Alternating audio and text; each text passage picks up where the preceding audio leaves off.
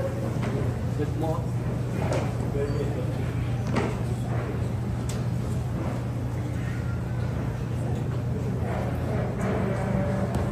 Good morning. Oh, yun. May kaya palang gamitan eh. Good afternoon na pala. Let's appreciate our brother John. He's one of our volunteers here. Minsan-minsan mo, makikita nyo na niya kumakanta. Thank you, brother John. Let me just connect. Oh, am I already connected? I think I am. Okay, balik tayo dun sa dulo. Yon. Okay. Tingnan nyo nga po yung katabi ninyo ngayon at sabihin nyo sa kanya, I am glad that you are here. Tapos sumagot ka, I am blessed that you are here. Bati na tayo.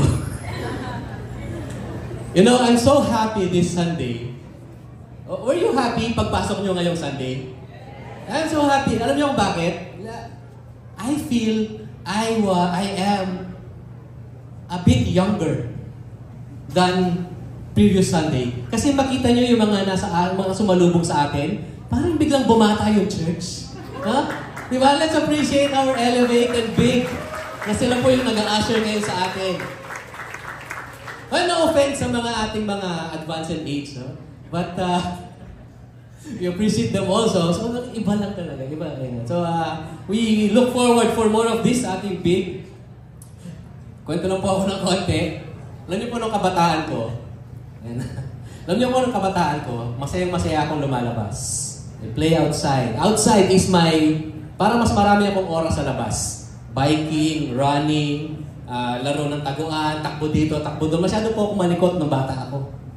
Hindi po ako mapirme, kaya lagi po ako pinapaupo. Pero pagbalik po ng nanay ko, wala na ako dito. So lagi po ginagawa is tumakbo. Ang isa sa yung very popular activity in our neighborhood when I was young was climbing trees. Yung palagay sa mga puno, naalala niyo yun? Yung mga kaedadan ko dito, yung mga umuuwi na madungis, putikan, maraming sugat, di ba? Yun ang ginagawa natin ng mga kabataan natin, kung maalala niyo pa yun. Tapos, yung sa labas, laging parang doon tayo nakatira. Di ba? Pagkatapos ng eskwela, diretso na yan. Pagtapon na diretso sa labas. Di ba? Ganun nangyayari. Hindi tayo uuwi hanggat hindi natin naririnig yung buong pangalan natin. Diba? Yung lola ko, umpisahan yan sa Del, tapos wala. Tapos Mendel, tapos mamaya, Mendelssohn Berrueda! Uwi na ako nun. Pagka na-kompleto na. One time, kami nung kapatid ko, I think I was about 8 or 9. Tapos yung kapatid ko, parang nasa 6 or 7 years old. Lumabas kami kasi merong mga ilang bahay lang sa bahay namin. Merong puno ng sampalok. Alam mo yung sampalok? Tama rin. Medyo maasim siya kapag bubot, matamis-tamis kapag di ba? So maraming bunga yun. Kami ng kapatid ko, lumabas kami para manguha ng bunga. Tanghaling tapat. Tapos umakyat na ako. Kapatid ko dahil bata pa, nag-stay lang siya sa baba. He stayed on the ground. Tapos ako naman, I went up. And then, yung kapatid ko sasabihin niya sa akin, Ding kasi tawag niya sa akin, Ding, sa kaliwa. Kaliwa. Ding, sa kanan. Akit ka ng konti, baba ka ng konti. Pero nung nandun ako sa taas ng puno, nakikita ko yung, parang I am the top of the world. Kasi di ba, bata ka, no? At the top of the world, nakikita mo sa baba. Di ba? So, nalibang ako ng konti. Hindi, na-realize ko, dali. Kailangan ko ba nang kumuha ng sampalok? Tapos sasabihin ko sa kapatid ko, Beng naman tapos sa kanya, Beng, nasan pa? Hindi ko na siya marinig. Wala na si Beng. Hindi ko siya marinig. Dapat idadrop ko tapos sasaluin niya o kaya pupulutin niya. Hindi ko na siya marinig. So tumingin ako sa baba. Pagtingin ko sa baba, nakita ko yung lola ko, sabi niya sa stick, baba ka dito. Baba ka dito. Kaya, siyempre ako naman, nervous na takot. Yun ang pinakamabilis kong pagbaba sa puno. Bilis kong bumaba. And the moment my feet touch the ground, para akong sino ba yun? Si Andale, Arriba. Ang bilis kong tumakbo, pauwi si Speedy Gonzales yun. Thank you, sis. Ang bilis kong tumakbo, pauwi sa bahay. Iniisip ko, hindi naman ako mahahabol ng lola ko. Bagal na to eh. Ako, mabilis ako tumakbo. And dahil ako po ay 8 years old, 9 years old, somewhere there, hindi ko na-process na isa lang pala yung bahay na tinutuloyan namin. So habang nakaupo ako doon, maya-maya, naririnig ko na yung lola ko, Mendel! Ayun na. The rest is history. Maya-maya, nagbibilang naman ng mga latay sa paa. Di ba? Ganun tayo ng mga bata. Well, it's funny now, pero it wasn't funny din. Masakit yun eh. No? Pero ngayon, nagpagtatawanan pa na lang. It's all fun. But you know, our life is not all fun. Lalaki at lalaki rin yung tayo, di ba? Lumaki na tayo. Ako hindi ako masyado lumaki, pero karamihan sa inyo lumaki. Di ba? So, it was all fun. And parang paglaki natin, when we became adult, parang biglang nag-iba yung playing field. No? Nag-iba na yung playing field. Suddenly, we are with schedules, commitments, deadline dito, kailangan kumpletuhin to, magbayad ka ng ilaw, magbayad ng ganito. Ang dami-dami na. And then may mga relationship issues pa. There are so many things on our plate na parang it's overwhelming. And there are times nagiging problematic yung buhay natin. Problematic in the sense kasi sa mga choices na ginawa din natin. And at times we are in that situation because of the choices that we did, then we are put in problematic situation. What do we do in that case? Ngayon pong hapon pa lang, di ba? Ngayon pong hapon na to, we will continue on our series ng Real People, Real Impact. These are the lessons that we will learn from the life choices of the Bible characters. And isa-isa po natin silang pag-aaralan. Hindi naman lahat. Isa-isa natin pag-aaralan. And last week, I think we started with the book of Daniel, si Daniel. Yung character na si Daniel. And we saw who Daniel was. His distinctiveness, yung mga oppositions na na-experience niya, and then hanggang doon sa vindication na na-experience ni Daniel, if you remember that. Pero ngayon, tutuloy tayo sa isa pang character na pag-aaralan natin to. And you know, lahat tayo, we come into that door na iba-iba yung season natin in life. Maybe some of you went through that door feeling na parang I'm already giving up, ayoko na ng ganito. Ano, di ba? Meron mga problematic situations eh. Meron yung mga you are full of disappointment, napo-frustrate ka na. Sometimes, the weight on your shoulder is too heavy because you're struggling really. At walang nakakakita nun. Walang nakakaalam. And sometimes also, walang nakakaalam of all the battles that you are battling in silence. And no one can see that other than yourself and the Lord. And you'll think at times, so parang mag-question ka na, Lord, where are you? Nakalimutan mo na ako, Lord. Well, pag nandun ka sa situation, so many things will play into your mind. And you'll also entertain questions like this, right? Entertain mo yung question. But let me tell you this, mga kapatid, as an encouragement. Wherever you are at right now, and you feel that you are giving up, that is the place that the Lord is actually setting you up. He is setting you up. Why? Because the enemy will make us believe that you are in an area, in the position of breaking down. Kaya lang sabi ni Lord, no. This is not your breakdown. This is your breakthrough. Kaya po, kung maalala natin sa Bible, di ba? Maraming mga miracles na ginawa ang ating Panginoon. It's all started with a very difficult situation. Nag-start siya in an impossible situation. Example, yung mga Israelites, when they were fleeing away from the Egyptians, tapos biglang, ayan na yung Red Sea sa harap nila. Sa likod nila, the Egyptians are catching up. And if you think, parang this is the end. End na natin to. Pag bumalik tayo, papatayin nila tayo or slave tayo ulit. Pag dumiretso tayo, lulod tayo. So it's a dead end, di ba?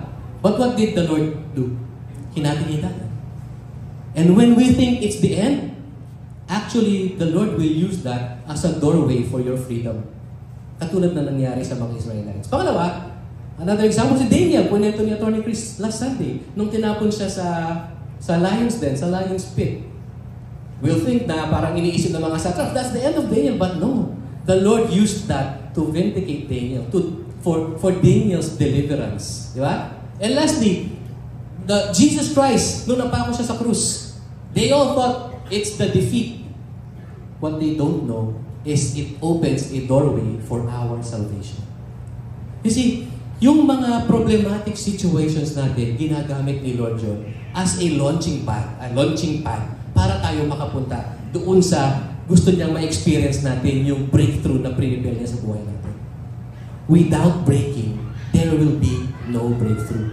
Kaya kapag may nakakausap kami na couple, for example, or mga individuals saying, I'm in a problematic situation, we tell them, be excited. Really, be excited. When you have that perspective, be excited. Why? Because the Lord is working. the Lord is preparing. And before you know it, may experience mo yung breakthrough ni Lord sa buhay mo. I'm not saying na, yes, problem, halika nito. What I'm saying is, be excited because the Lord will work through you and in you, and you will see kung gaano mahal na mahal ka ni Lord. Kaya kapatid, kung nasaan ka man ngayon, God is not done with your story yet. God is not done with yours. Okay, pwede mo sabihin sa katabi mo yan, God is not done with your story. Yan, God is not done.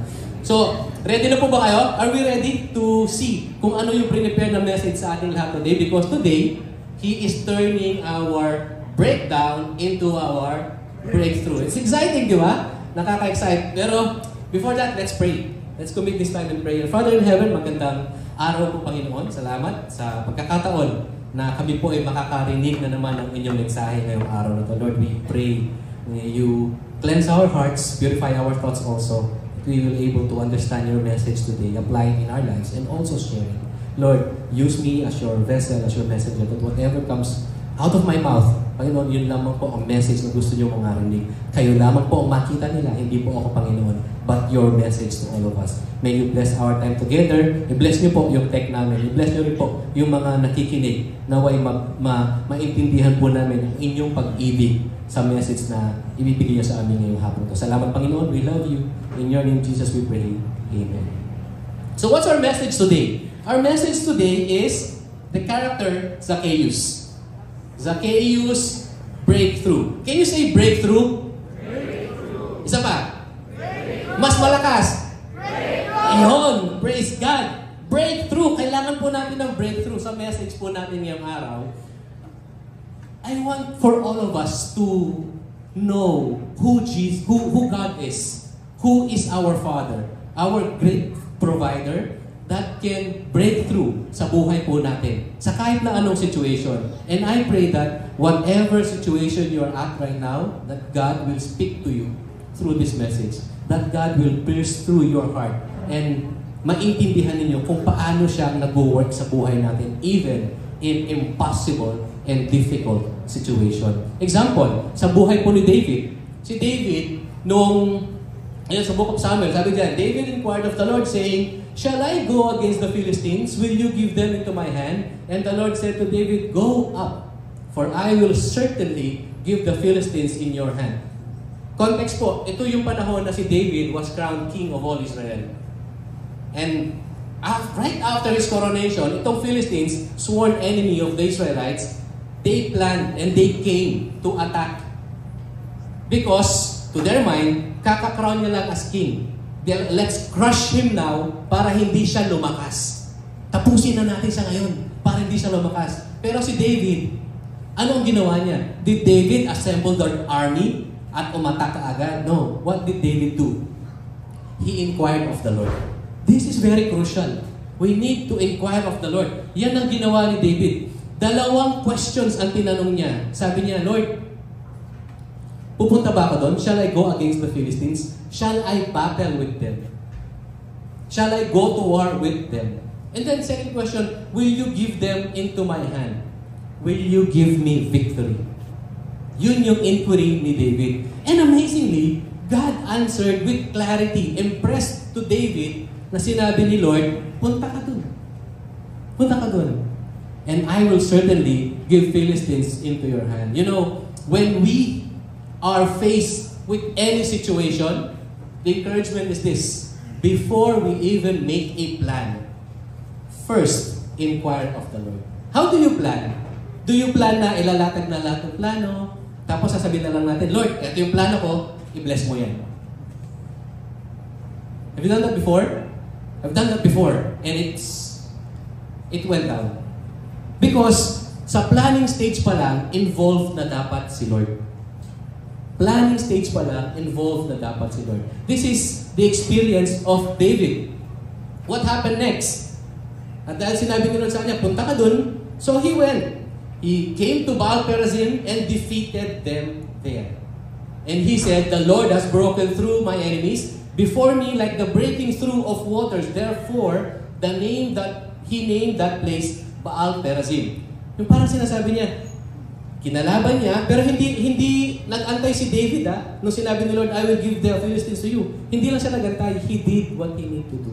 He went to battle and true enough, while he was doing that, the Lord gave him the victory. Pero paano niya siya dinescribe? He described it as like the breakthrough of waters. Imagine a dam. Yung may tubig, malaking dam. Pag sinabi po natin breakthrough, nagkaroon ng butas doon sa dam, tapos sumirit yung tubig, tapos nawasak na dumiretso yung tubig. Pag nangyayari po yun sa sobrang lakas ng pressure, mahirap po siyang pigilan. That's how he described it. Like a water breaking through. And even the Philistines cannot stop what God wants to do. Sa buhay po natin, kahit na anong pigil natin, mangyayari at mangyayari ang gustong mangyari ng ating Panginoon. It will happen. However you resist it, however you think you're powerful to do it on your own, but when God works, it will break through. And not just in small victories, but breakthrough like flood. Ganun ang nangyari. That is the breakthrough that the Lord wants us to understand. Because breakthrough isn't just an action that God does. It is not something that He can do or He does. It is who He is. And I want for us to understand this truth. Na, ang dalangin ko po, when we understand this truth, magkaroon ng impact sa buhay natin. That our Lord is a God of breakthrough. He is breakthrough. Sometimes, kapag nagpipray tayo ka Lord, sinasabi natin kay Lord, gusto ko po nito. Gusto ko po ganito nyo gawin. Gusto ko po ganito yung outcome. Anong nangyari? Ginawa ni Lord. Ito yung ginawa niya. Ayun yung outcome. Ito yung para sa'yo. It's completely not what you wanted. Why? Because our God, it doesn't mean na hindi niya sinagot yung dalangin mo. Our God sees through our heart. Our God will supply whatever we need. Not what we want. For protection also. When He is not answering us the way we wanted it, He is redirecting us so that when we understood what He wanted us to see and to experience, malalaman natin kung gaano tayo kamahal ni Lord. Alam mo yung mga experiences natin na, kaya pala hindi ako nakapagtrabaho dyan. Kaya pala hindi ako nakapag-abroad. Or, kaya pala hindi ko siya napangasawa. Kaya pala hindi ako nakasakay sa jeep na yun. Mahuhold up pala yun. You know, there are times na pag pinipilit po natin, ang outcome ay going down. And then we see how the Lord will protect His children and how He really and generously provide for His children. Let's realize that the Lord is always working for us, not against us. Because He wants us to experience kung gaano niya tayo kamahal. And God does that at times. Isn't it amazing? Sobrang amazing po kung marirealize natin that our God is our breakthrough. Kung sa Kanya lang tayo magre-rely, siya yung breakthrough natin.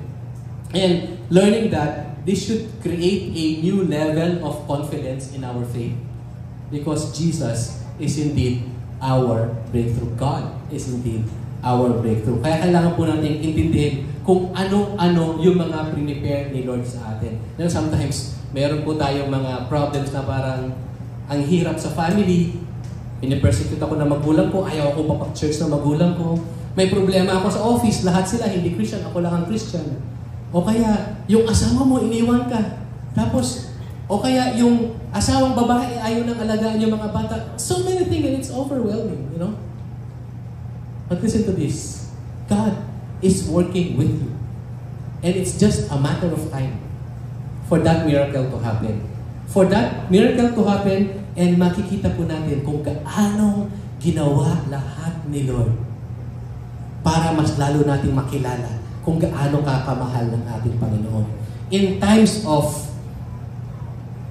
situations like that, you have two options. Dalawa lang po ang option natin.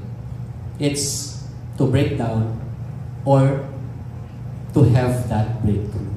When you break down, that's it. Break down. But when you wait upon the Lord, know how the Lord is preparing it for you, you can wait and have a breakthrough. So my encouragement is, wait upon the Lord for the breakthrough. But again, the question is, what will be your option? Down na lang or wait for breakthrough? No, there are so many times that we spend so many tears na nahulog na kasi yung mga situations natin ay hindi natin makontrol, and then we are asking for rescue from the Lord, and then we are waiting and waiting and waiting na para bang sabi natin, Lord, ilang taon na, ganito pa rin hanggang ngayon. And you may think that God has forgotten you already, pero it's not the case. You know why?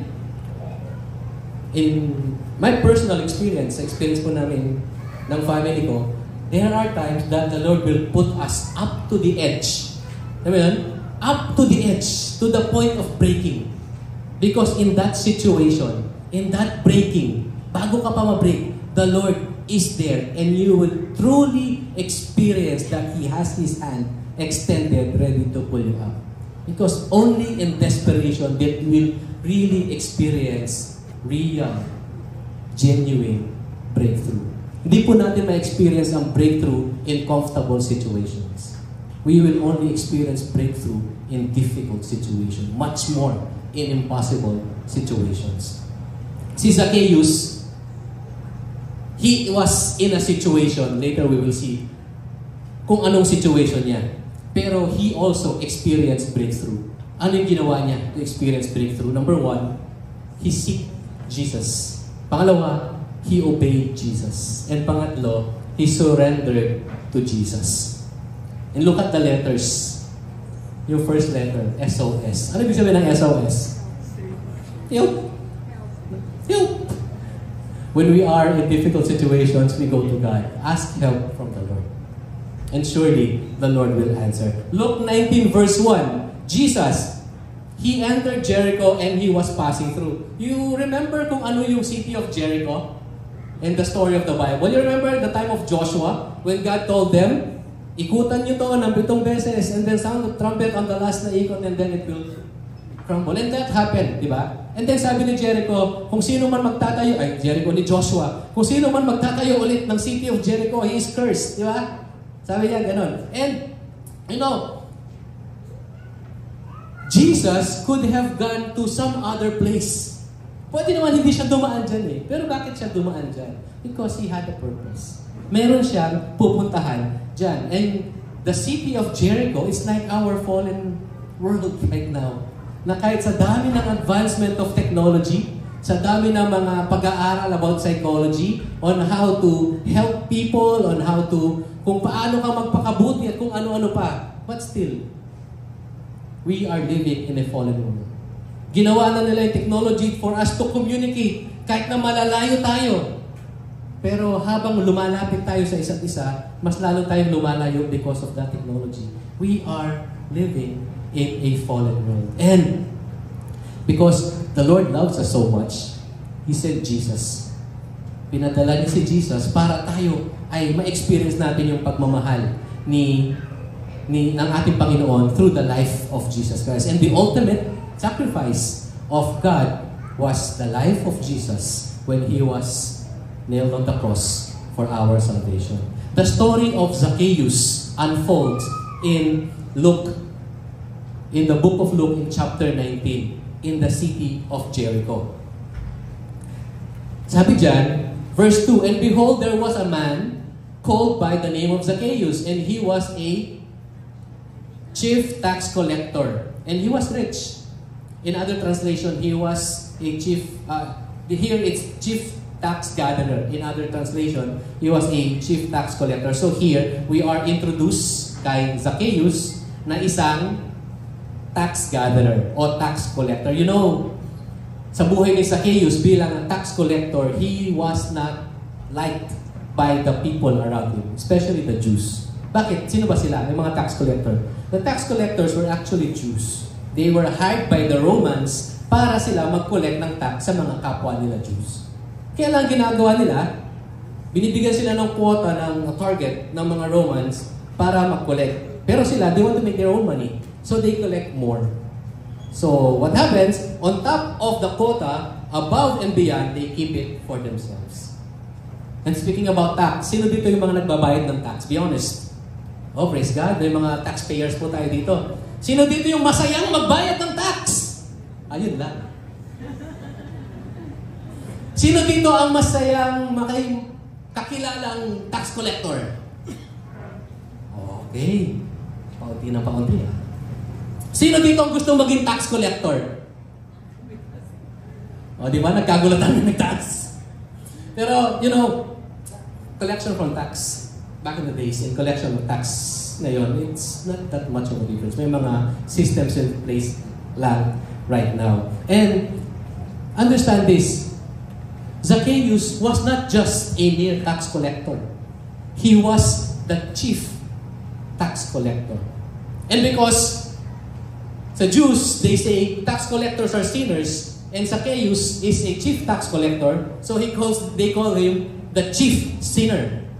He have tax collectors or gatherers under him. At yun, nagre-remit din sa kanya. At kung ano rin ang sobra doon sa niremit sa kanya, he keeps it for himself. Imagine, you are living in a period of time where your community despised you. Ni ayaw ka nila papuntahin sa temple nila kasi ikaw daw ay makasalanan. People considered them as traitors and thieves. Mga mandaraya, magnanakaw. So, ito ang buhay ni Zacchaeus. Mayaman siya. He was rich. But is he happy as a rich person? You know, siguro may mga kakilala kayo na mga mayaman na na-experience sa buhay para dumating dun sa punto na hindi na sila masaya. Kahit nag-ano karaming pera yung meron sila. We see in the media yung mga mayayamang walang contentment sa buhay because they are feeling that void. Praise God, hindi ko po problema yan. Kasi wala po akong bibilan ng yaman.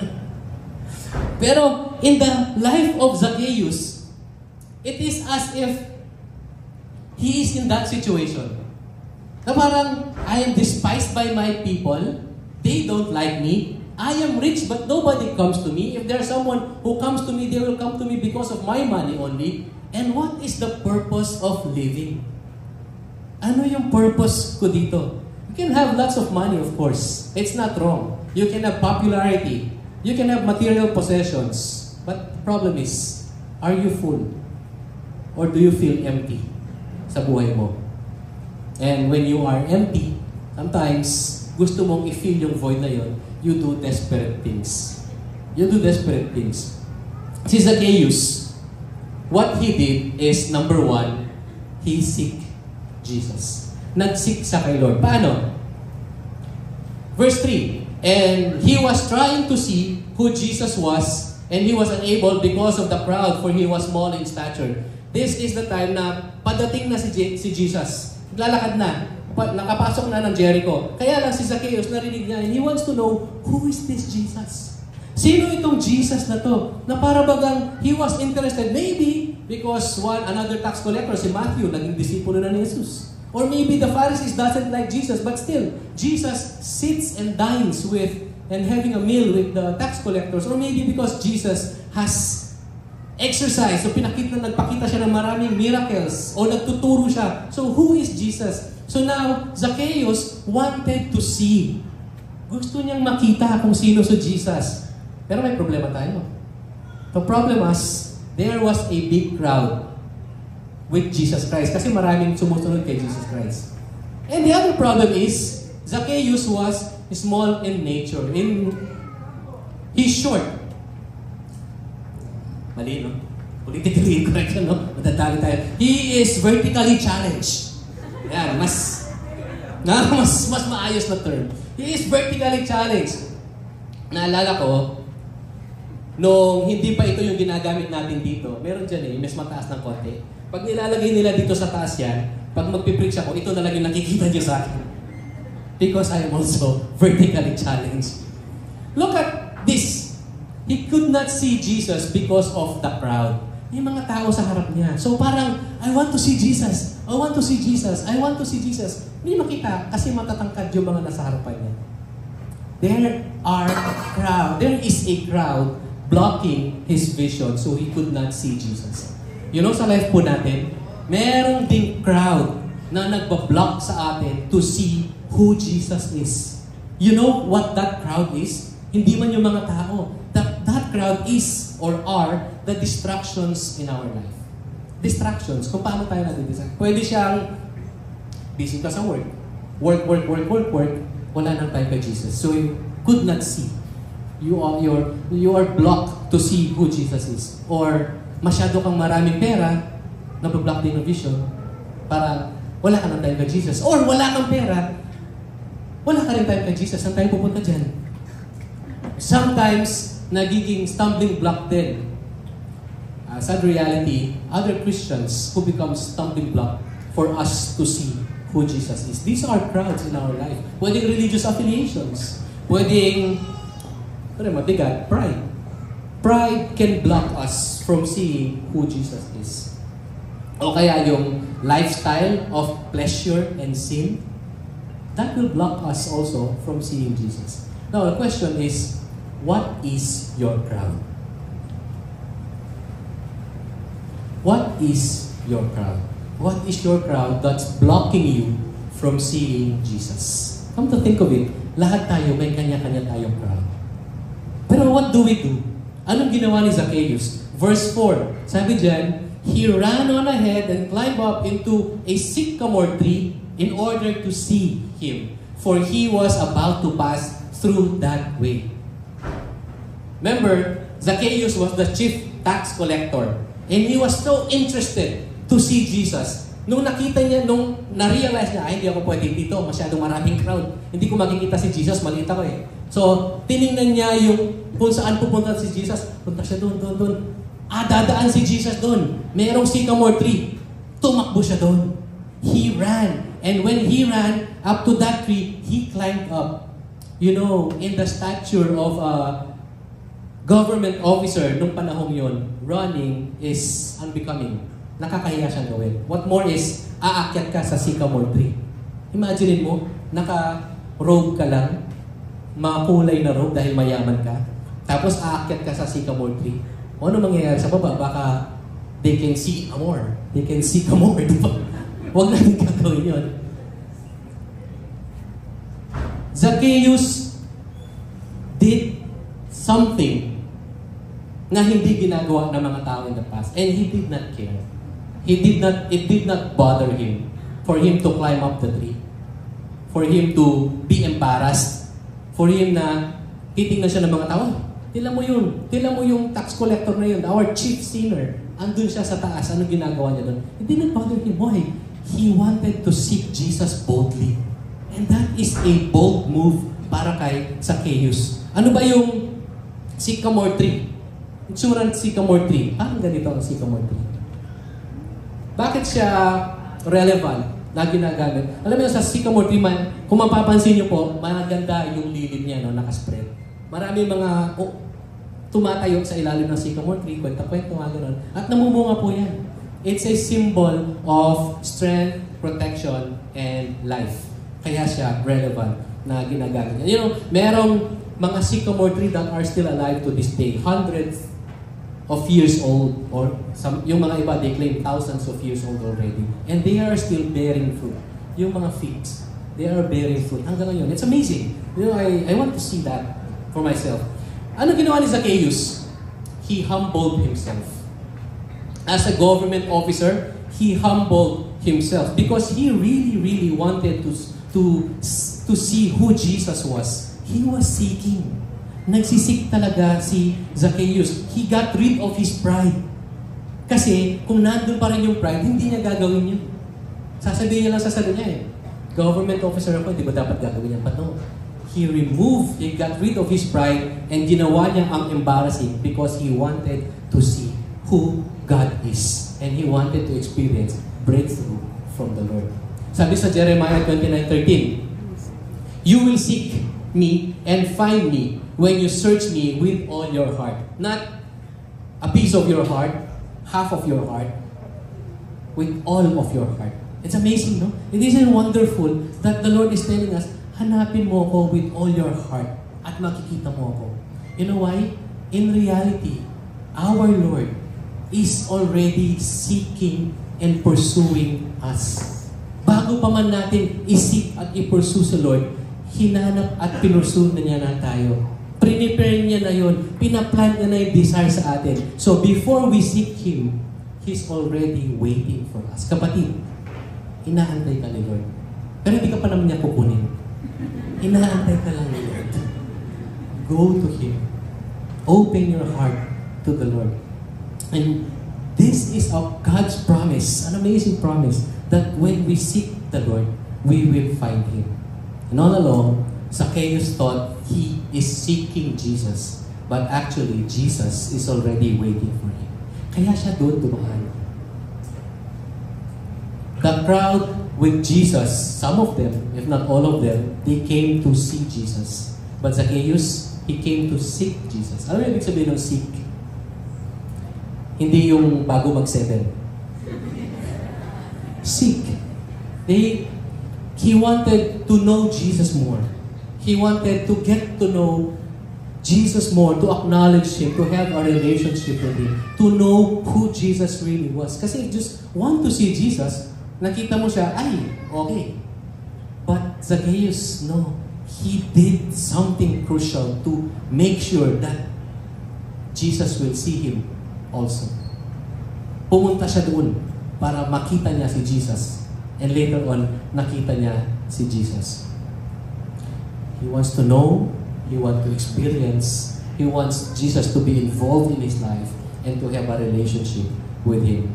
Question, are you willing to overcome your crowd so that you will have an experience, personal relationship with Jesus also?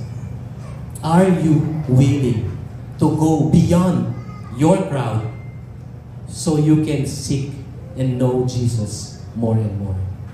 See, in spite of Zacchaeus' sinful life, he chose to see and be seen by Jesus. What's the principle here? Yeah. Seeking Jesus begins where self ends. When we stop being full of ourselves, it will start for us to seek Jesus. Imagine, you know our current situation naman, no? Sa government natin ngayon, no? Sa Pilipinas. Imagine if all of our government officials pause and seek Jesus with all their hearts. Ano mangyayari sa bansa natin? I mean, we are in a difficult situation right now sa politics natin. We have elections coming, the issue with our ex-president, and so many other things that are happening simultaneously. Sobrang problematic yung bansa natin talaga. And my heart goes to our country. Medyo may pagka-patriotic po tayo. And really, we need to pray more for our leaders. We need to pray more for our country. For them to also do what Zacchaeus did. To do something na hindi talaga ginagawa nila, to seek more of Jesus. That's why I encourage everyone to pray. Pray for our country. We don't need to take sides. Our role as Christian is to surrender this all to the Lord and pray that the Lord will talk to them one by one and they will respond to God's call. That's what we can do as followers of Jesus. Actually, why don't we pray right now for our country? Can we do that? Let's all pray for our country. Father in heaven, Lord, we just want to lift up to you ang aming pong bansa, Panginoon. Napakarami pong nangyayari sa bansa namin. Kabila, kaliwa, sa harap, sa likod. And all of these things is becoming problematic already. Lord, we just want to lift up to you our leaders. Yung mga government officials po namin. Lord, may you surround them with people who are godly so that when they seek counsel, they are seeking wisdom from the Lord. Lord, renew their heart as well. Plant in their hearts the desire to seek you more. To seek you more and experience you. Father, may you protect this country. Bless this country. And we lift up to you lahat po ng mga gagawin po ng mga leaders po namin. Ikaw din po ang nag-install sa kanila. Panginoon, we pray that you touch them and meet them in a very special way so that they will know who are you in their lives. Salamat po, Panginoon. We love you. In your name, Jesus, we pray. Amen. We love our country, right? This is the only country. I truly believe that Jesus passed through Jericho intentionally. Kasi gusto niya talagang puntahan si Zacchaeus para maka-experience ng breakthrough si Zacchaeus because there are no accidents in life. Everything is divine appointment. Yung nandito kayo ngayon, this is a divine appointment. Yung mga first-timers ngayon, pwede naman sa bahay lang kayo, maglaba kayo ngayon, di ba? Or mamasyal as a family, or mag-Netflix, but you said yes to the invite, and you are here. That is a divine appointment. There is no accident. There are no accident. What my prayer is, the crowd that went with Jesus just to see Him, but Zacchaeus was seeking Jesus. I pray, nandito tayo ngayon, praise God. But I pray na nandito tayo, not just to see Jesus, but to seek Jesus. To experience Him, to know Him, and to understand what He wanted us to do as His children. How do we apply this? It's a question. What's stopping you from seeking Jesus? What's stopping you from seeking Jesus? Pwede yung pwedeng sin, pwedeng pride, pwedeng fear, or pwede kung ano yung iniisip ng ibang tao sa'yo. That stops you from seeking Jesus. May mga in-invite po ako sa church in the past. Ang sagot nila sa akin, hindi ako pwede dyan. Kailangan ko munang maging malinis bago ko pumunta dyan. But the Lord said, He came to seek and save the lost. Diba? And when people understand that perspective, they will appreciate more who Jesus is in their life. That they need Jesus. Kaya nga, meron tayong role. Our role is to share Jesus Christ. Breakthrough starts in desperation. You know, ang mga problema natin po sa buhay, lalong-lalo na yung mga impossible sa atin to solve, this is where we will really see yung power ni Lord. In that desperation time, we will experience the breakthrough that the Lord has prepared. Kaya nga sinasabi ni Lord, relax, I got your back. Relax, I got your back. Pangalawa, obey Jesus. Can you say that? Obey Jesus. But what kind of obedience? Is it an obedience na, Lord, mamaya na ako mag-church kasi kailangan ko munang linisin yung ganito. Lord, saka na ako mag-ministry or mag-volunteer kasi ayusin ko muna yung trabaho ko. Or, Lord, saka pa ko na gagawin yan. Yung pagtawag mo sa akin. I mean, if that's your perspective, you want to be excellent at your work, no problem. But if Jesus is convicting you in saying, I want you here now, what are you going to do? We'll see kung ano yung ginawa niya, kung ano nangyari kay Zacchaeus. This is exciting.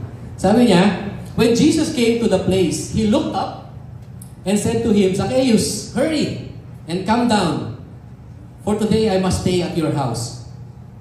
Imagine, sa dami ng crowd, naglalakad si Jesus, tapos bigla siya nag-stop, tumingin at nakita niya, Zacchaeus, koldas ka Ken. Koldas ka pang parang nila. Baba ka dyan. Come down, hurry. Because today, I must stay at your house. This must have been the shock of the life of Zacchaeus. Ha?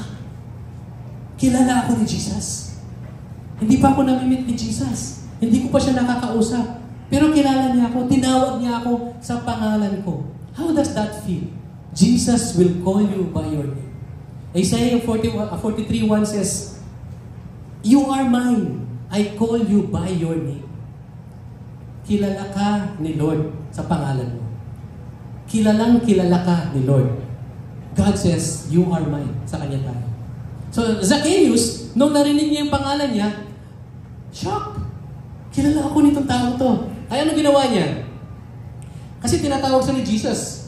Jesus called him to urgently come down. And Jesus invited himself na pumunta sa bahay ni Zacchaeus? May na-experience na kayo ganyan? Merong tao na in-invite niya sarili niya sa bahay mo? Halimbawa, birthday mo, tapos hindi mo naman siya in-invite, tapos bigla siyang dumating, may walis. Soli ko lang yung walis na hiniram ko.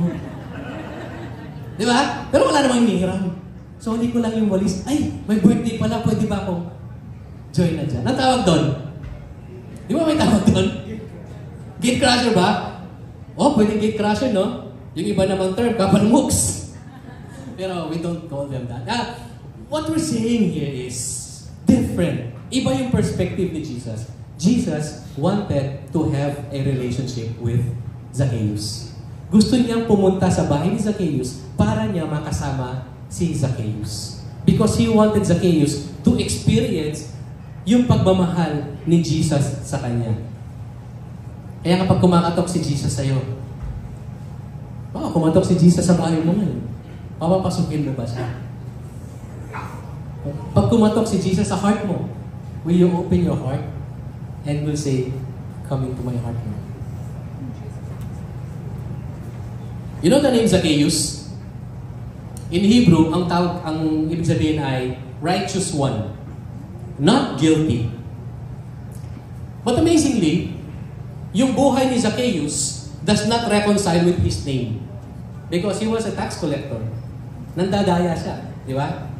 So, nung tinawag siya ni Jesus na Zacchaeus, parang in retrospect, sabi ni Jesus sa kanya, righteous one. Di ba? Righteous one. Mabilis ka, bumaba ka rito. So parang, what would have Zacchaeus felt during that time? Siguro parang he felt hypocritical, no? I'm a sinner. Tapos sasabihin itong tao to si Jesus Christ, righteous one. Baba ka dito. Di ba? Tapos, not guilty. Ito ba yung buhay na isinapapamuhay ni Zacchaeus? Not guilty. Kaya lang, tingnan natin yung perspective ni Jesus. Hindi niya sinabi kay Zacchaeus na, Zacchaeus, pumunta ka muna doon sa temple, maghugas ka ng kamay, gawin mo yung mga religious traditions mo, memorize mo yung 600 laws natin, memorize mo yung 10 commandments, pagkatapos pumunta ka sa akin. Jesus called Zacchaeus the way he is. Jesus called Zacchaeus the way he is. Hindi niya sinabing gawin mo muna to and then come to me. He called him the way Zacchaeus was. He did not call him to do any rituals. Right there, he called Zacchaeus, righteous one, hurry, come down. I will go to your house today. Anong ginawa ni Zacchaeus? Bago yan. Kapag ba tinawag tayo ni Lord, magmamadali din ba tayong bumaba? Magmamadali din ba tayong pumunta kay Lord? Si Zacchaeus, nung tinawag siya ni Lord, in verse 6, sabi dyan, he hurried and came down and received him gladly. Nung po ako'y bata, nung umakyat ako sa puno ng sampalok, nung gumanong ganun yung lola ko, ang bilis ko rin bumaba. Kaya lang pagbaba ko, I run away. I sprint, running away from my grandmother kasi papapalo ako eh. But here, Zacchaeus, he hurriedly came down. He must have practically fallen sa pagmamadali niya. No? Yung mamimiss niya yung step, tapos para mahuhulog na siya. Kasi nagmadali talaga siya pumunta kay Jesus Christ. And I truly believe na it was all a divine appointment. Jesus really meant to go to Zacchaeus at i-invite niya yung sarili niya para makasama niya si Zacchaeus ng araw na yon.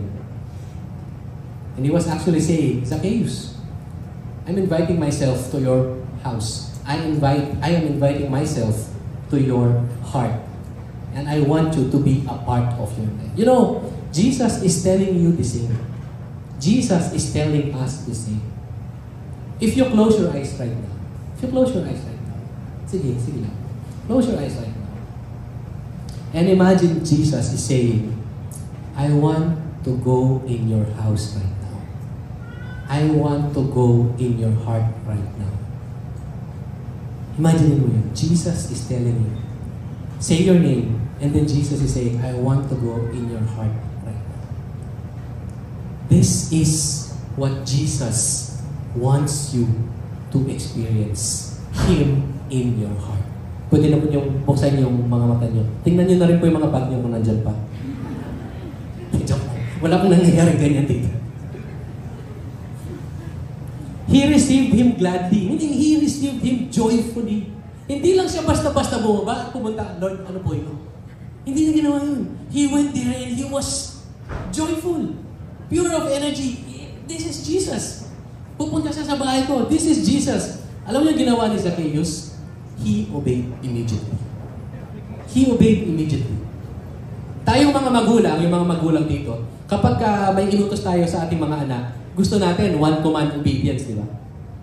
Pag sinabi mong, paghugasan mo na yung plato, gusto natin one command obedience. Diba? Minsan, hindi pala minsan, madalas yung mga anak natin nagiging paniki. Ba't ako? Hugasan yung plato, ba't ako? Tapon mo basura, ba't ako? Di ba ganon? But we want them to obey. Obedience. Obedience. In the case of Zacchaeus, he obeyed Jesus immediately. And what does it mean to obey God? Ano ang ibig sabihin? What is obedience to God mean? Alam niyo, meron shinare sa amin si Pastor Joby during our alignment meeting about obedience. Basahin po natin lahat. Or basahin, can you read this? Aloud, 1, 2, 3, read.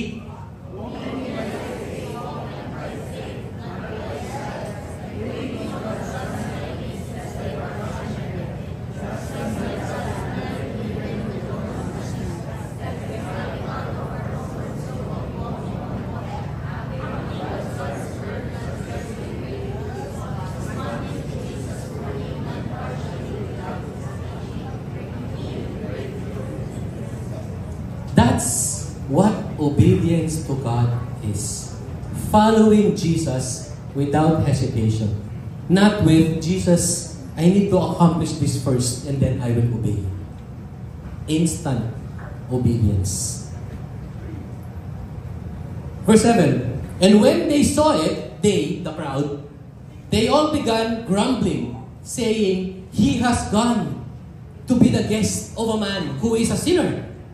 Sabi ng crowd, sa mga pagkakataong ito, maraming tao ang magiging bubuyog. They will start. They became bees. Kasi sinasabi nila, bakit siya pumunta doon? He is a sinner. And he is the chief sinner. The crowd wasn't happy. Sinasabi nila, makasalanan yan. Bakit sa kanya ka pumunta? Magnanakaw yan. Bakit siya yung kasama mo? Yung kapangpangan, mapanako yan. That person is corrupt. Ano sa Tagalog yung corrupt? Hindi yung ganun, ha? Corrupt. Corrupt. Diba? Corrupt. Si Zacchaeus, that was the life that he lived. Ganun siyang nakilala ng mga tao sa paligid niya. Magnanakaw, mapangurakot, makasalanan. And apparently, not everyone was excited about the fact that Jesus called Zacchaeus by name and he went with Zacchaeus. So sila na, bakit sa kanya pumunta?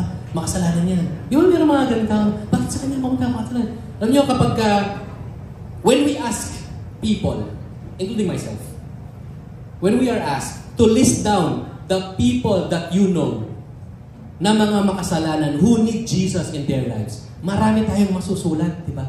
Marami tayong masusulat. Pero, at a number of times, we forget to write number 1, yung pangalan natin. Because we are no different with anybody else. We are all sinners. So when we write a list of sinners, unang-una po, ako unang-una yung pangalan ko sa listahan. Because I too am a sinner. And this crowd, they are saying, siya ay makasalanan. Pero, without realizing, everybody is a sinner. But Jesus, He came to seek and save who are lost. And, how do you want people to remember you? Do you want people to remember you as someone na matulungin, maka-Diyos, makatao, makabayan? Para akong politiko. Or do you want people to remember you as someone na, ang dami niyang pera pero di man siya tumutulong?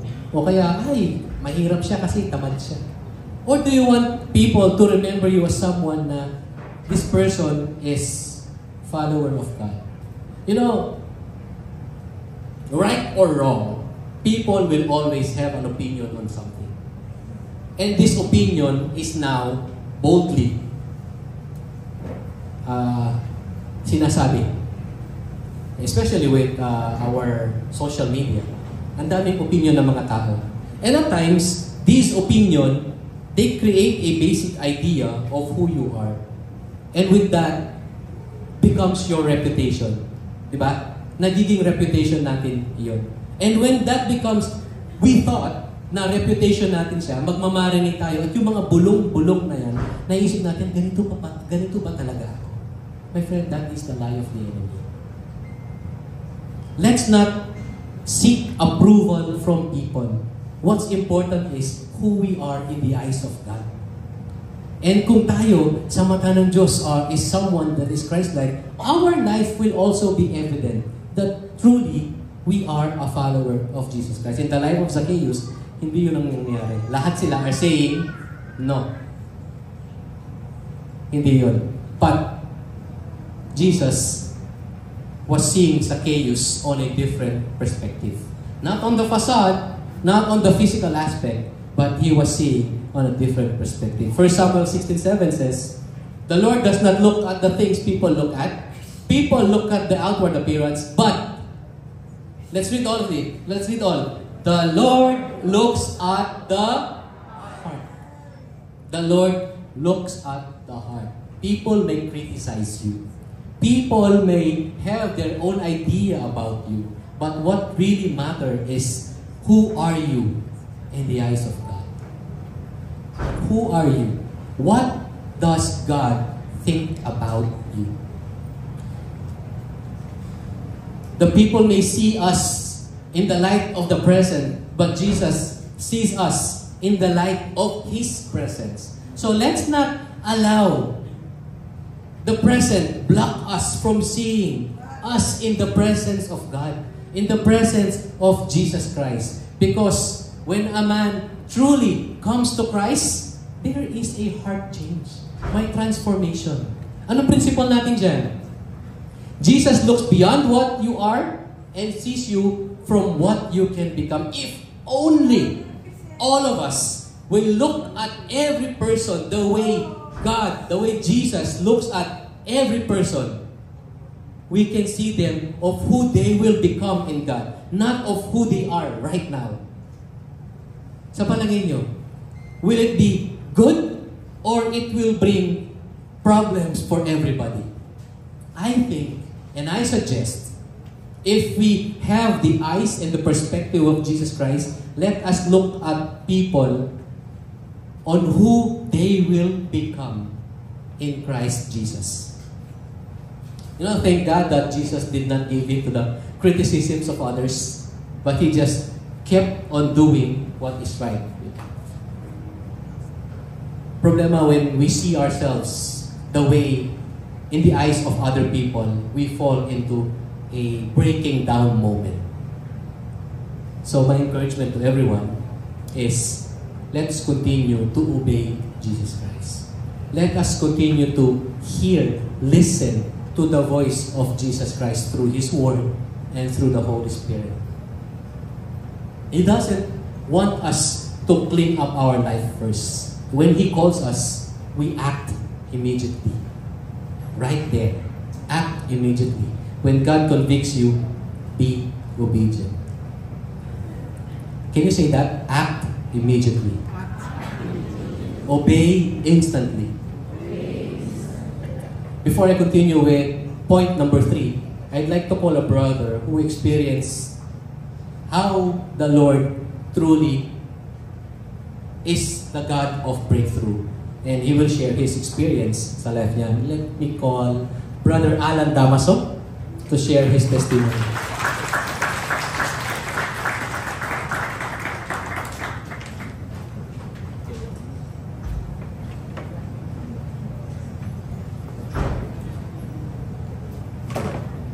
Before I came to know the Lord, I was a young man without a clear direction in life. I often drank alcohol, smoked cigarettes with my friends, and lived in immorality. Despite knowing that my father has passed away from lung cancer due to heavy smoking when I was in elementary school, I still engaged in the same harmful habits. During my first year of college, I eagerly joined a fraternity at our university, hoping to find belonging and happiness. My mother had no idea that I was involved. For a week, I didn't come home due to the brutal hazing. I endured severe beatings, swollen legs and feet, and bruises all over my body. I thought this brotherhood would bring me fulfillment, but I was wrong. In 2009, I was invited to the church events for a sports fest. At the time, it seemed more interesting than a Bible study. Even though I wasn't into sports, I decided to go. However, I didn't participate in the games because I was drawn to an electric guitar I saw there. Though it wasn't my first time seeing one, I became curious. Little did I know that God would eventually use me as a guitarist for His purpose. Eventually, I came to know the Lord and began my journey as a Christian. During that time, I continuously sought and studied His Word, one by one, and let go of my bad habits until I left them completely. In 2015, I got married to Ethel, my wife, and after 2 years, God blessed us with 2 children, Sarah and David. We continued to serve the Lord as a family and also received a calling and became a youth pastor and a music director at our local church. During the pandemic in 2020, my previous company required us to work remotely. With strict border controls, my wife and I had to find ways to sustain our income. She was an online seller at the time, and I helped deliver products to the customers. Uncertain about my job, we also ventured into selling land properties, which allowed us to earn and save money. At the height of cryptocurrency's popularity, I insisted that we invest in it, hoping to grow our savings instead of letting the money sit idle. For a while, everything seemed fine. However, as the value of the crypto started to decline, we hesitated to withdraw our investment despite our losses. In the end, we lost everything. Bills began piling up, and we needed to borrow money. We reached out to friends and family, but because of the pandemic's financial strain, it was difficult to secure a loan. I had to return to the office despite the ongoing crisis, while my wife continued to remind me of our mounting bills. Creditors kept coming to collect payments, and I felt helpless. I remember going to the restroom to cry and pray, saying, "Lord, please provide for us, but let it be through honest work." Week after week, collectors came, but we had nothing to give. We plead for extension while I spent many sleepless nights burdened by our financial struggle. Despite my service to God, I never questioned why He is allowing us to go through these trials. Instead, I chose to trust His process and wait patiently for His provision, holding on to His promise. For I know the plans I have for you, declares the Lord, plans to prosper you and not to harm you, plans to give you hope and future. Jeremiah 29:11. Even though we experienced challenges, we still obeyed God's leading. Thankfully, my wife's dedication to selling products and properties helped us slowly recover and pay our debts while she was in Tarlac. living with my mother. During this time, I decided to build my own computer for a side hustle. Initially, I doubted whether it would amount to anything. But because I prayed for it, God expanded my knowledge of online job. I became a digital illustrator and started receiving commission from clients willing to pay for my work. What began as a hobby turned into a source of income, and eventually I became involved in the indie trading card game projects. What we lost in cryptocurrency, God restored twofold. By 2023, our church gave us its blessing to move to Pampanga. I was able to bring my family here to support me while I worked in corporate and pursued my side hustle. After 8 years of marriage, we finally lived together and rented an apartment. We also joined CCF Angeles and found a spiritual family and became involved in the Exalt ministry. Through this journey, we decided to invest in a new home in Magalang, Pampanga. We are now joyfully awaiting its turnover this coming April. Praise God. I'm grateful for the trials we endured because without them, new opportunities might not have opened for us. Though it was painful to go through those difficult times, I now see them as God's way of teaching me to appreciate and steward the blessing He gives.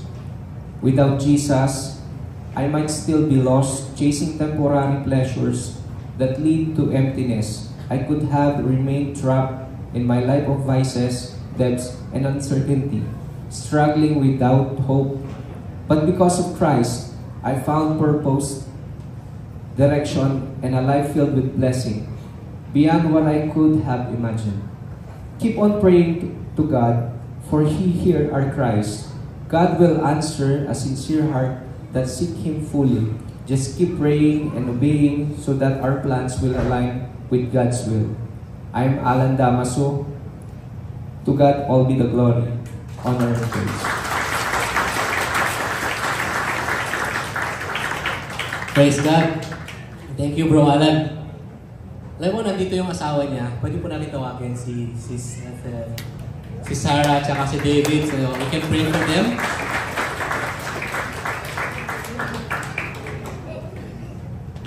Ayan. Okay. While they are coming here, ano po yung nangyari sa life nila? Sometimes, like he said, they are in that situation, difficult situation.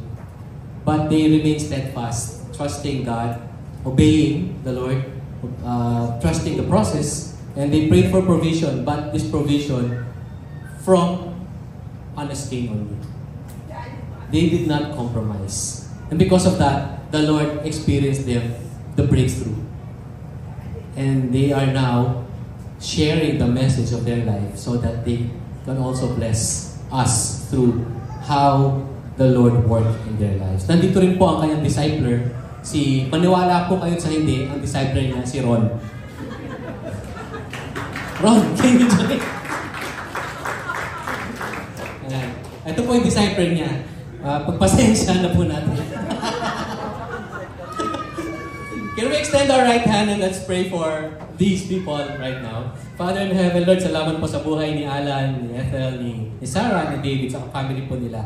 Lord, tunay nga po, Panginoon, na kung kami ay patuloy na mag-obey, umasa at mag-surrender sa inyo, Lord, you will allow us to experience the breakthrough na prepare niyo po sa amin. At sa buhay po nila, naranasan po nila ito, Panginoon. We just pray, Father, na patuloy po ang inyong pag-iingat sa kanila, protection from the schemes of the evil one, at may you also expand pa at extend yung borders nila. May you bless the works of their hand, ang provision na para sa kanila, Panginoon, their health, and may you give Alan more wisdom as he leads his family. Ethel as she supports her husband, Panginoon, at naway magkaroon din po sila ng mga quality time na para po sa kanilang mga anak at ma-experience po nila truly kung paano po maging anak ninyo, Panginoon. May you bless also their disciples. We pray also, Lord God, for your protection sa kanila. Expand nyo pa po ang reach nila, Lord God, so that they can also continue to disciple people so that they will experience who Jesus is in their life. Salamat po, Panginoon. We love you. In your name, Jesus, we pray. Amen and amen. God bless you, bro. Thank you, bro. Si Bro Ron po ang ating ministry head sa Exalt. So, kung balak nyo po, pumalakpak lang po kayo ng malakas. Hindi po gumagana yan. Praise God. So what happened there? Obedience. Obedience. Obedience is very important. And we need to act immediately when God convicts us. We may fall. We may fall because of the choices that we make. But we remain steadfast kay Lord. And the Lord will see us through and will experience breakthrough sa ating Panginoon. Pangatlo, yan. Last na lang. What's our message? Zacchaeus, breakthrough. Third point, surrender to Jesus. What are we going to surrender and how are we going to surrender? We surrender all. We surrender completely. Sa mga pelikula ni Fernando po dati, pag sinabing, sumuko ka na, ano nangyari? Nakataas yung kamay, di ba? Both hands, meaning, I don't have anything anymore. I surrender all. We want to surrender all to Jesus. Marami po sa atin hindi nakakakilala kay Fernando po.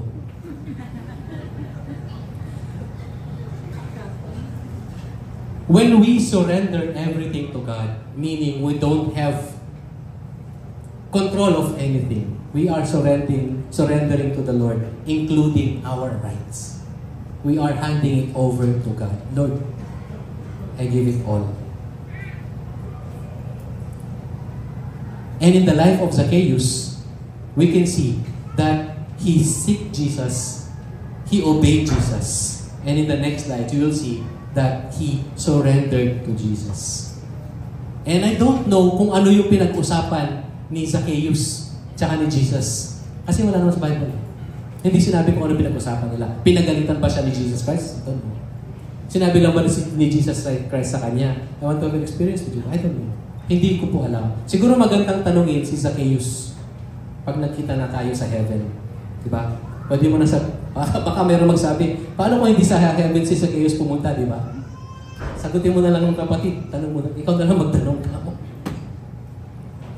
Luke 19 verse 8. Zacchaeus stopped and said to the Lord, behold, Lord, half of my possessions I will give to the poor, and if I have defrauded anyone of anything, I will give back 4 times as much.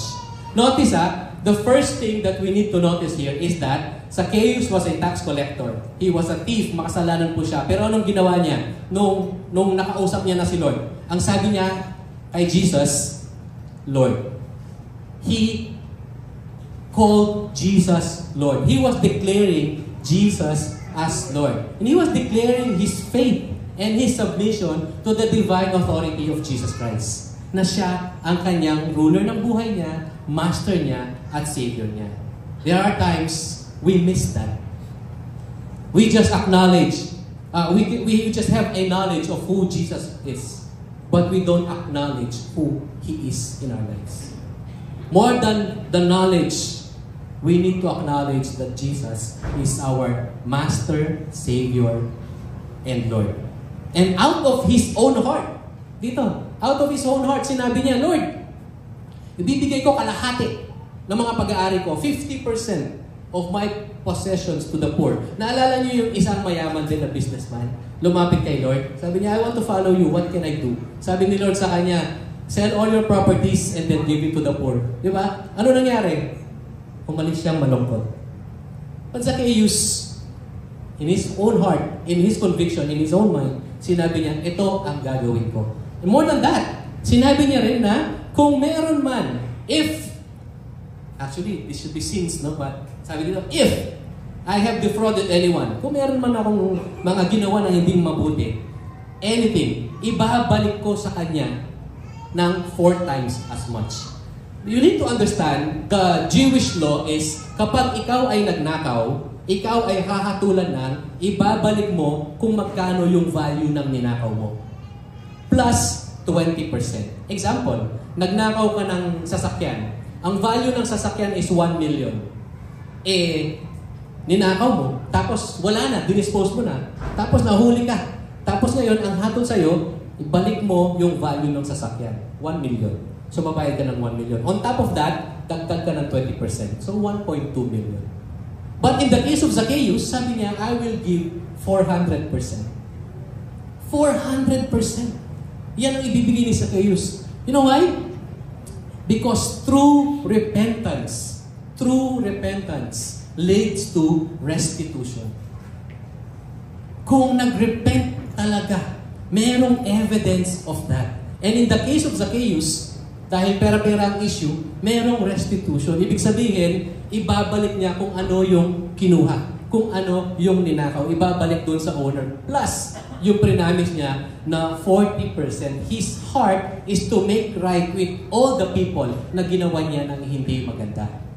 You know, this commitment would certainly leave Zacchaeus with nothing. Wala nang matitira sa kanya. Kung gaano siya kayaman, wala nang matitira sa kanya. And he did not care about it. Wala na siyang pakialam doon. You know why? Because he already decided that money is no longer his master. Jesus is now his master and he will follow Jesus. When we truly come to Christ, there is a heart change. Meron pong magbabago. Merong magbabago. Jesus breaks through our life and makes us new. 1 Corinthians 5:17, if anyone in Christ is a new creation, behold, the old is gone, the new has come. And that is what happened to Zacchaeus. He was new. So, did Zacchaeus go to heaven? Did Zacchaeus went to heaven? Yes, Zacchaeus went to heaven. But realize this, he did not go to heaven because of the actions that he did. Binigay niya 50%, nagbigay siya ng 400% on top of what was lost. That did not save him. That is not the reason kaya siya napunta sa heaven. That was the evidence nung transformation ni Zacchaeus. Nung nagkaroon na siya ng change of heart, that was the evidence. He gave everything because he wanted to follow Jesus Christ. Verse 9. Jesus said to him, "Today, salvation has come to this house." Today, salvation has come to this house. Jesus affirmed, Zacchaeus' faith is genuine. Kaya sinabi niya, salvation came to this house. And because of that salvation, mayroong radical change kay Zacchaeus. Kaya niya nga binigay lahat ng yaman niya. Mga kapatid, if we profess, kung sinasabi natin na tayo ay follower ni Jesus Christ, and walang evidence of transformation in our words, in our actions, in the manner of our speech, responses, transactions, and we're still doing compromises, maybe we need to do a heart check. Did we truly surrender all to Jesus? Because if we truly surrendered all to Jesus, the transformation is evidence. Yun ang makikita ng mga tao sa buhay natin. Alam niyo ba ibig sabihin ng salvation? Salvation in Hebrew, the word salvation is Yeshua or Messiah, which is the name of Jesus. Jesus is the Messiah, the Savior, and Jesus, the Savior, has come to the house of Zacchaeus. Parang sarap nun, no? Salvation has come into my house. Imagine mo, salvation dumating sa bahay mo, sa buhay mo. It's an assuring thing to understand na merong salvation na dumating sa buhay natin. And Zacchaeus experienced that breakthrough. What is the principle here?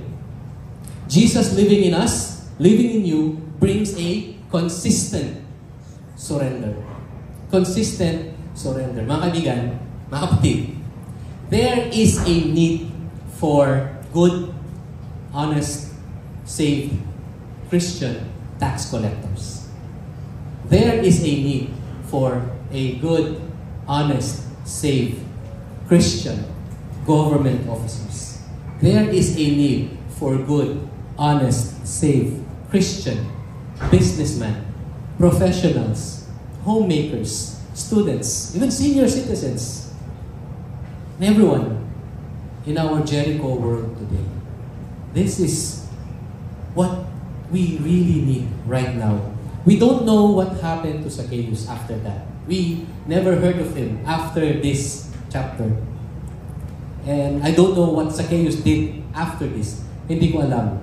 But only one thing I know, Zacchaeus was a changed man.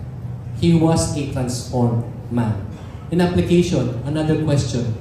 What is God asking you to surrender? Come to think of it. Meron tayong crowd in our life right now that's blocking us to see God. What does God is asking you to surrender? Luke 19:10. For the Son of Man has come to seek and save that which was lost. Jesus reiterated the purpose of His life. Yung purpose niya, we need to understand bakit siya nabuhay dito sa lupa. Yung purpose niya, to seek and save all of us. Because for once, we were all lost. Like Zacchaeus, he was lost. Jesus went to him and called him by his name. Zacchaeus, come, hurry. I want to be in your house today. Jesus doesn't want you to have a breakdown. He wanted us, He wanted all of us to experience breakthrough. You know, in the end, finally, Zacchaeus lived up to his name. Righteous one. Not guilty. You know why? He was righteous because of Jesus Christ. He was not guilty because of Jesus Christ. You are not guilty because of Jesus Christ. Jesus died so that we also be saved. The way Zacchaeus experienced mercy, love, and forgiveness and grace of our Lord Jesus Christ. In our problems in our lives right now, pwede siyang maliit, pwede siyang malaki, pwede siyang sobrang laki, pwede siyang impossible na. But you know what I realized? The bigger the breaking, the stronger the breakthrough. The bigger the breaking, the stronger the breakthrough. And right now, I'd like to request for everyone to pull out your cell phones. Labas niyo po ang inyong mga cellphone. Kung wala kayong cellphone, notebook na lang. Notebook at ballpen. Why? Because I'd like for us to write your I will statement. In light of what we heard right now sa message, sa buhay ni Zacchaeus, the choices he made, he seeked the Lord boldly, he obeyed the Lord instantly, and surrendered all to Jesus completely. What is your I will statement? I want you to write that. Kahit short lang. Pwedeng, I will surrender my favorite sin from now on. Or I will be excellent at my work from now on. Or I will share Jesus to my workplace from now on. Or I will share Jesus to my BFF from now on. Just do that now. Kasi hindi na natin yan magagawa mamaya. After this. And after you write it, I'd like for you to screenshot it or send it to your D group leader. Send it to your accountability partner. Send it to your BFF. Yung BFF mo ngayon nakaupo sa bahay. Tapos makaka-receive siya ng message sa'yo. Friend, from now on, I will share Jesus to you. Look at that impact na magagawa sa buhay yan. Sinasabi nito. But that is your entry point. Because you have an I will statement already. And pupuntahan ka niya, tatanungin ka niya, what do you mean by this? Be accountable. Write your I will statement and share your I will statement now or after this service to your D group leaders.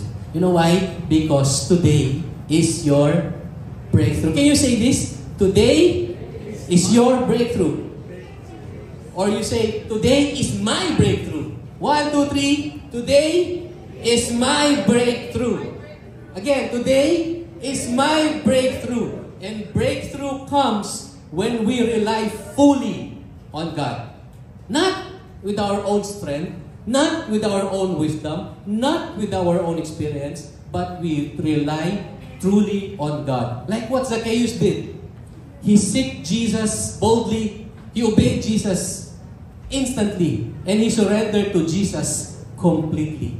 All of it. Now I'm always reminded of my life if I hadn't surrendered to Jesus.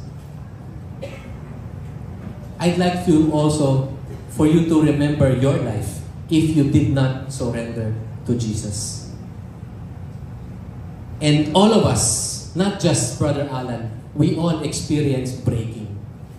But because of that breaking, we experience Jesus more during our breakthrough. So if you are in that situation right now, kapatid, stay. The Lord will meet you there. And He is preparing your breakthrough today. Close our eyes and let's pray. Father in heaven, salamat po Panginoon sa oras na to. Salamat din po Lord sa mensahe niyo sa aming lahat. Thank you for the life of Zacchaeus. That with his choices, we are reminded that we will continue to seek you. We will continue to obey you. And we will surrender everything to you. Kapatid, if you are here, and this is your first time hearing this, the Lord is knocking into your heart. Like Zacchaeus, are you still in that tree, on that tree? Tinatawag ka ni Lord, kapatid. And right now, Jesus is knocking into your heart. Can you open your heart to Jesus? He wants to have a relationship with you. He wants you to experience His love. If this is what you want, pray this prayer with me. Jesus, I am a sinner. Patawarin niyo po ako sa aking mga nagawa. Lord, narito ako ngayon. Binubuksan ko ang aking puso para sa inyo. Tinatanggap ko po ang inyong free gift of salvation.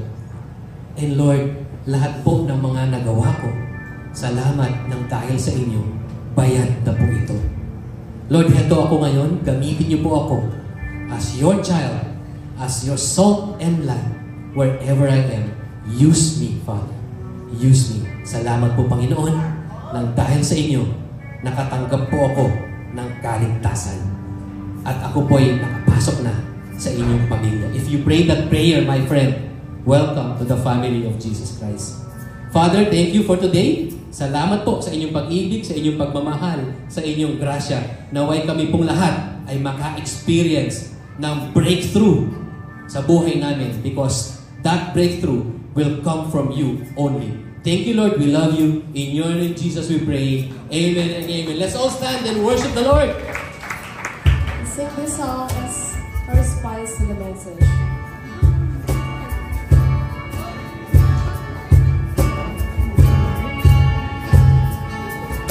For you so loved the world, you gave your only Son, that those who believe may find their life in you, now found in you. For you so loved the world.